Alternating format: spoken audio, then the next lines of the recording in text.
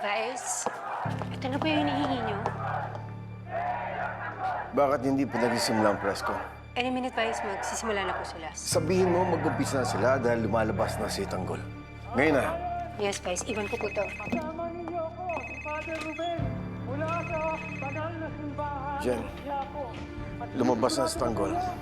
kasama natin Deploy mo ng mga tao mo. ang Nazareno at ang buong may kapal sa labang ito. Bakit tayo lumalaban?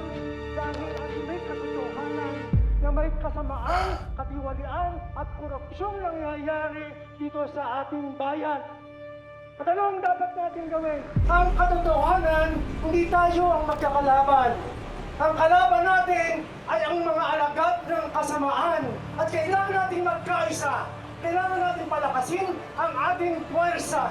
Sama-sama tayong lalaban at napakaswerte natin dahil kasama natin si Mayor Tanggol. Kasama po natin sa...